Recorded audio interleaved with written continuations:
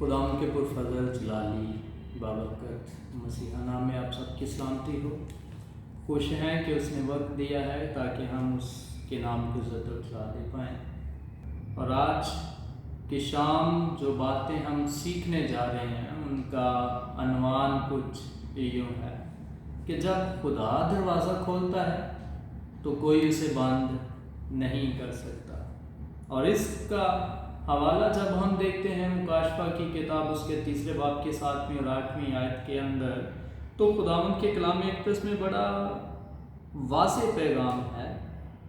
اور فلدلفیا کی کلیسیا کے فرشتہ کو یہ لکھ کہ جو قدوس اور برحق ہے اور داؤد کی کنجی رکھتا ہے، جس کے کھولے ہوئے کو کوئی بند نہیں کرتا اور بند کیے ہوئے کو کوئی کھولتا نہیں۔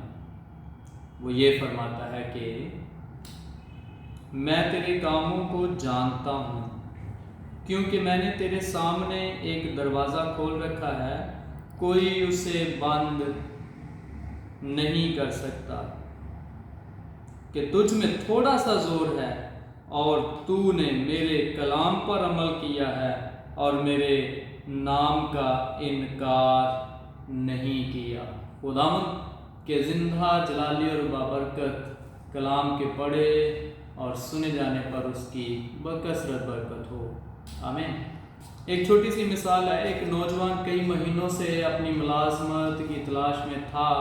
وہ مسلسل مختلف جگہوں پر اپنی درخواستیں دیتا رہا، لیکن ہر انٹرویو کے بعد کچھ اور ہر دفعہ ایک ہی جواب ملتا رہا: ہمیں افسوس ہے۔ جواب کیا تھا؟ ہمیں افسوس ہے، لیکن ہم نے کسی اور امیدوار کا انتخاب کر لیا ہے۔ ایک شام وہ گھٹنوں کے بل بیٹھ گیا اور دعا کی، کیا اے خداوند، مجھے سمجھ نہیں آتا کہ میری زندگی کے ہر دروازے میرے لیے بند ہو رہے ہیں، لیکن مجھے یقین ہے کہ تیرے پاس میرے لیے اس سے کوئی بہتر منصوبہ موجود ہے۔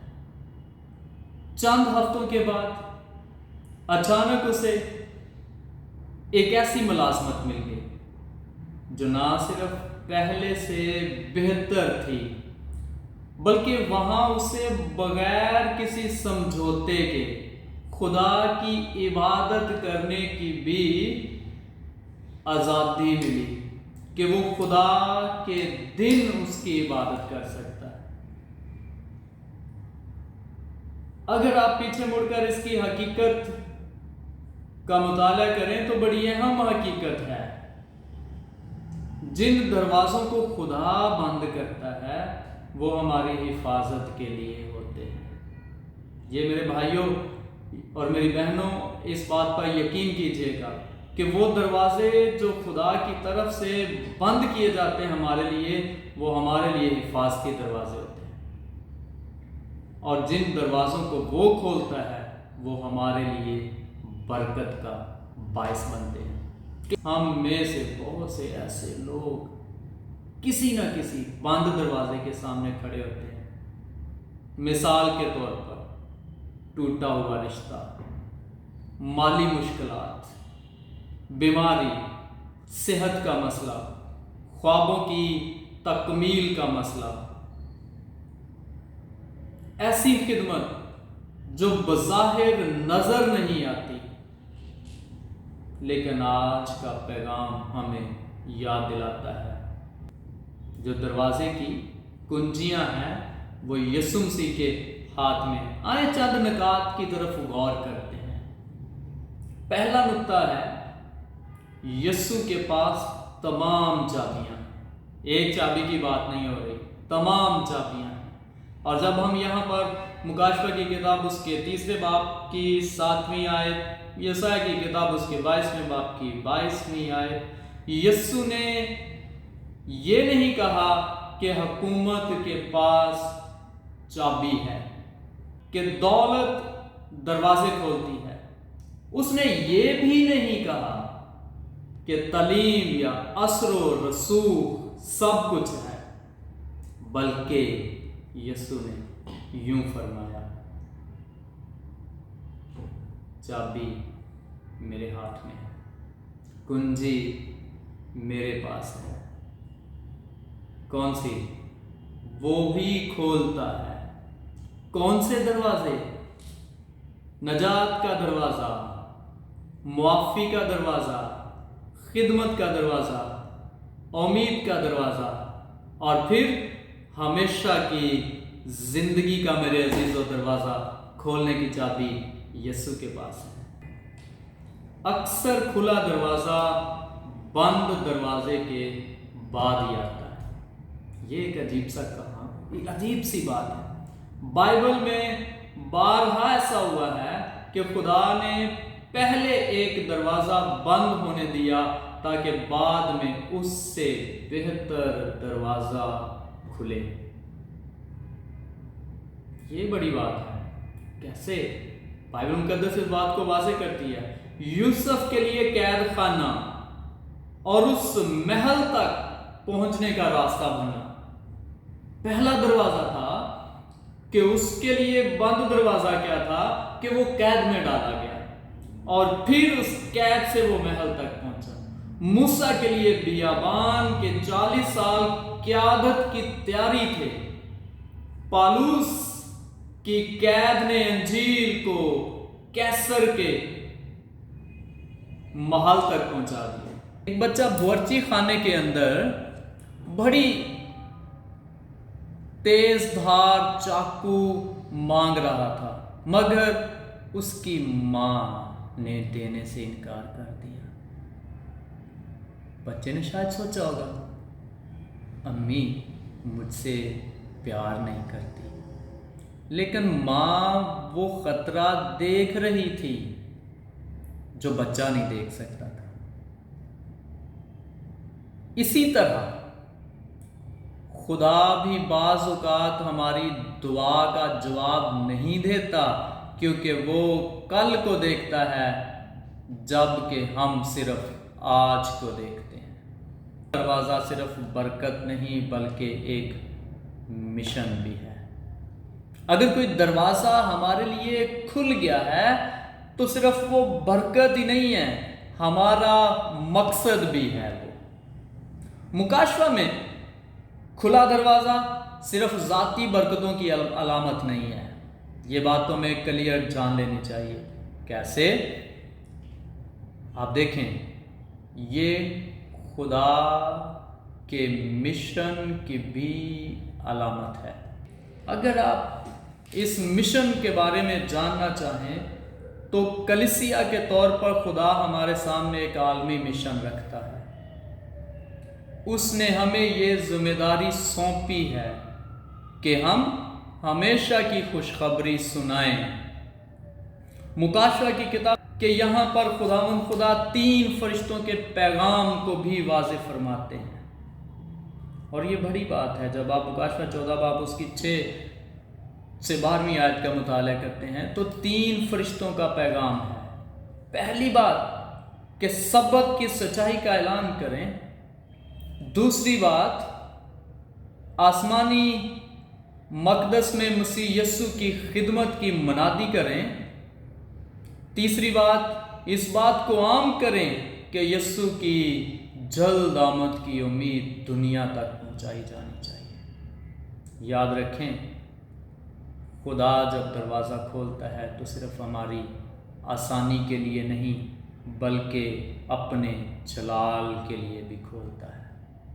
اگر کوئی دروازہ کھلتا ہے تو یاد رکھیں یہ مشن ہے آپ کے لیے جو خدا آپ کو دے رہا ہے۔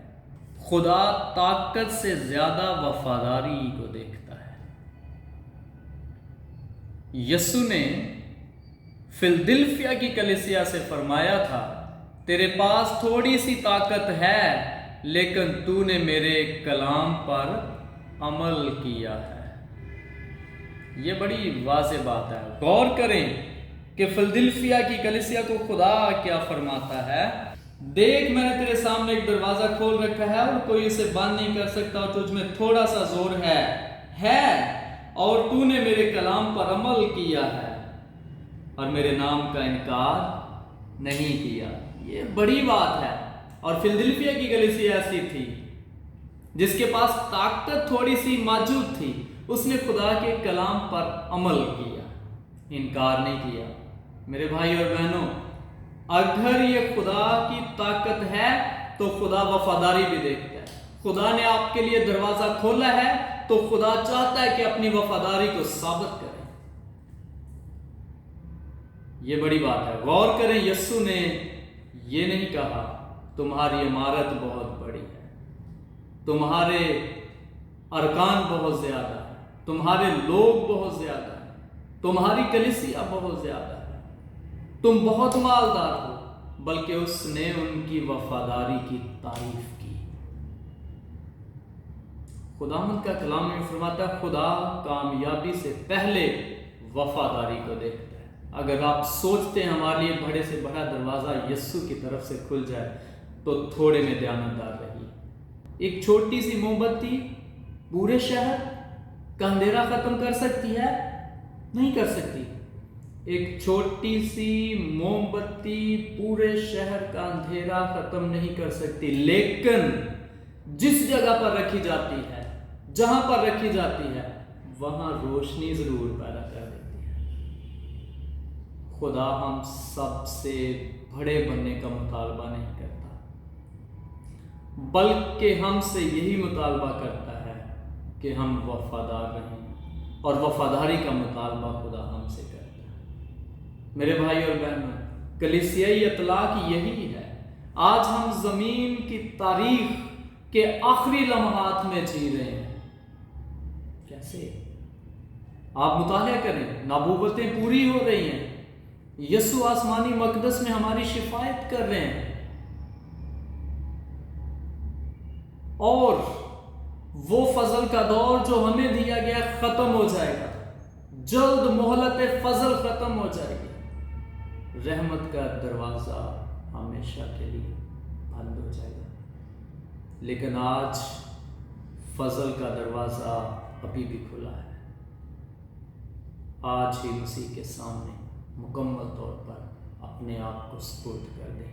ہمارا اعتقاد اپنی طاقت پر نہیں، ہمارا بھروسہ اپنے آپ پر نہیں، بلکہ خدا کی وفاداری پر ہونا چاہیے۔ سو میرے بھائی اور بہنوں، آخر میں دعوت یہ ہے، شاید آج یہاں کوئی خود کو بھولا ہوا محسوس کرتا ہو، شاید کسی کو لگتا ہے کہ اس کی زندگی کے تمام واقعات ختم ہو چکے ہیں، شاید کوئی برسوں سے دعا کر رہا ہے لیکن جواب نہیں ملا۔ آج خداوند آپ سے کہتا ہے، اگر یسوع نے کوئی دروازہ بند کیا ہے تو اس پر بھروسہ رکھو، اگر یسوع نے کوئی دروازہ کھولا ہے تو ایمان کے ساتھ اس میں داخل ہو جاؤ۔ آج یسوع آپ کے لیے سب سے بڑا دروازہ کھول رہا ہے، نجات کا دروازہ۔